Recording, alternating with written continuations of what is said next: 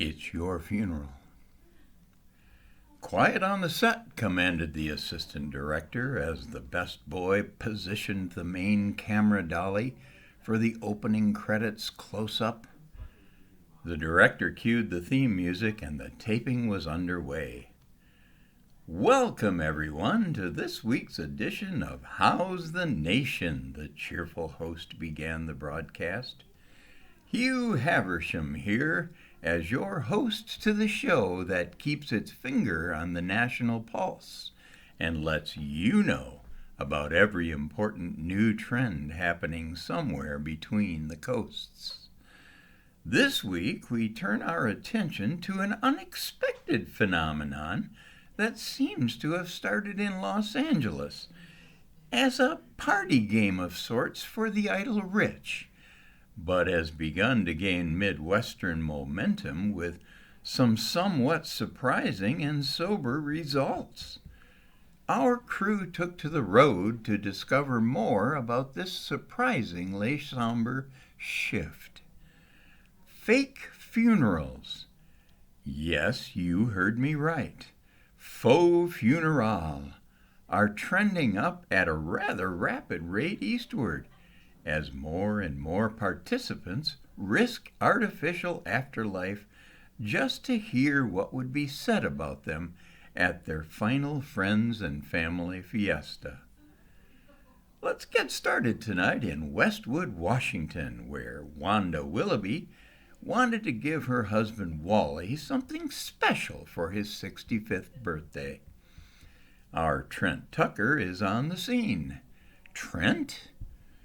Hi, Hugh, and yes, we're here with Wally and Wanda Willoughby to hear about this rather unusual birthday celebration.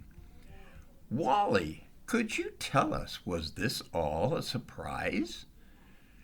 Well, technically, Trent, I think it started out that way, but after a few weeks, Wanda wondered if I would enjoy it more if I had an inkling of what was coming. Yes, that's exactly right, Wanda interjected. When I began to hear some of the comments, I knew Wally would want some pre-processing time before it all hit at once. Could you walk us through the process? Inquired Trent. Absolutely, Wanda cheerfully agreed. After reading about the idea in an internet pop-up, I looked into it and found a 4.5-star rating for Fake Funerals Are Us. When I contacted them, they asked me for a list of people that I'd like to be part of this, and they kind of took it from there. They then sent out information to each person on my list and asked if they'd be willing to be a part of the celebration. Almost everyone agreed, and they were then asked to think of things they might want to say at Wally's funeral. The funnier the memory, the better, of course, but they were also invited to get personal if they wanted to. Now you say that FFRU kind of took it from there. How exactly did they put this together? Well, everybody recorded their comments on a special YouTube site, and then whenever I wanted to spring it, the whole package was ready to run. So on the night before his birthday, I decorated our living room and set up everything to cast to the big screen TV. I even had little ham sandwiches and stuffed eggs for the dining room table for the after service, Wanda recalled with some glee. And you woke to this wake, Wally? Yep, like I said. I'd been let in on what was being put together, but there was no way I could have really prepared myself for what happened, that's for sure. First, I see our minister on the screen with some welcoming words and some comments of his own. He said he admired me in how I stuck with my marriage for over 40 years. But anybody who knows Wanda knows that was easy for me, he said, giving her hand a squeeze. Then he mentioned that he'd have liked to see me more often, but that he understood the importance of golf course evangelism. Not that that was what was actually happening, but he handled it pretty nice, Wally said with a smile.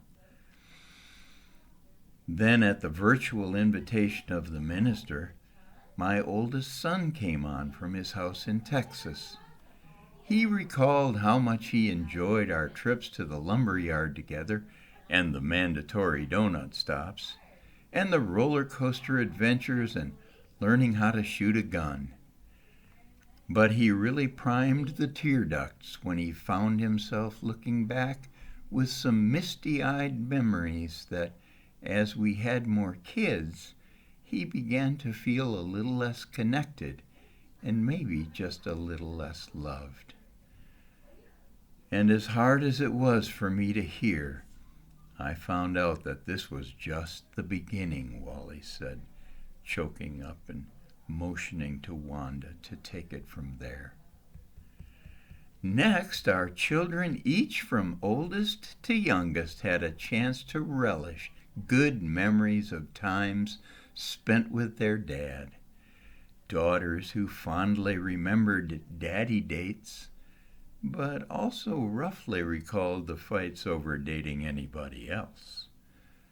Sons that proudly appreciated being given this man for a father, yet each uncovering small secret sorrows or resentments that some things could have been different. And every account seemed to end with a heart's desire to hear Dad say something special one more time, or just a little more time listening to their heart.